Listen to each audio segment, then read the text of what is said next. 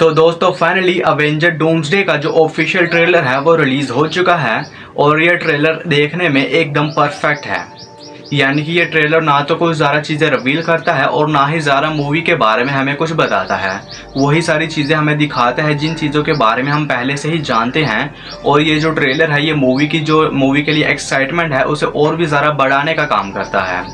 बाकी मैंने मार्वल को एंड गेम के बाद देखना शुरू किया था, तो एंड गेम की जो हाइप थी उसे तो मैं फील नहीं कर पाया था, लेकिन अवेंजर डोम्सडे की जो हाइप जा रही है ना इसे मैं खुद फील कर सकता हूँ। और भाई ये हाइप जो है ना ये मार्वल ही क्रिएट कर सकता है, ये रूसो ब्रदर्स ही क्रिएट कर सकते हैं। इस जैसी हाइप मैंने आज तक किसी और मूवी की नहीं देखी है।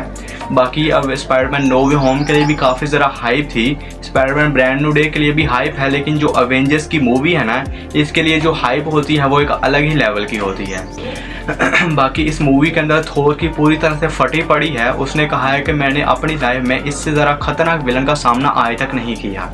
और इस ट्रेलर के अंदर हमें इंकर्जन्स के भी कुछ लुक देखने को मिले हैं।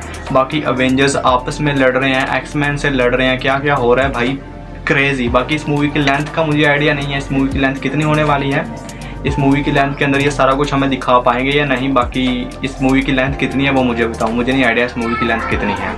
और ये ट्रेलर ज़्यादा कुछ रिवील नहीं करता है जैसे कि मैंने पहले आप लोग को बताया है। और इस ट्रेलर के अंदर हमें जो डॉक्टर डूम है उसका भी कोई अच्छे से एक प्रॉपर लुक देखने को नहीं मिला है। बाकी उसके कुछ ग्लिम्स हमें देखने को मिले हैं, लेकिन जो एक प्रॉपर लुक होता है वो हमें इस ट्रेलर के अंदर अच्छे से नहीं दिखाई दिया। और इस ट्रेलर को देखने के बाद ऐसा लग रहा है कि जो ये अवेंजर्स की नई टीम है इसे थोर लीड कर रहा है, क्योंकि इस पूरे ट्रेलर में जो नरेटिव वॉइस है वो थोर की है।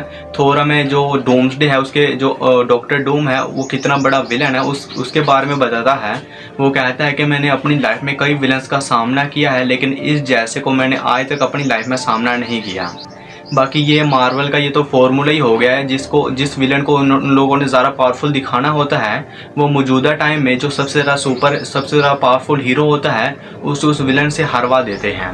जैसे कि एवेंजर इन्फिनिटी वॉर में थाइनस को पावरफुल दिखाने के लिए हल्क को पिटवा दिया, और अब अवेंजर डूम्सडे में डॉक्टर डूम को पावरफुल दिखाने के लिए उसके सामने थोर का कोई यानी कि थोर की कोई औकात ही नहीं दिखाई उन्होंने ट्रेलर में।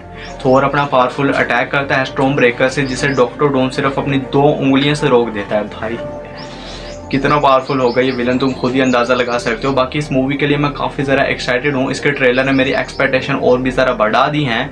बाकी आप लोग को ये ट्रेलर कैसा लगा, आप इस मूवी के लिए डेफिनेटली एक्साइटेड होंगे। बाकी आप लोग इस ट्रेलर के बारे में आप लोग के क्या थॉट है आप मुझे नीचे कमेंट सेक्शन में बता सकते हैं।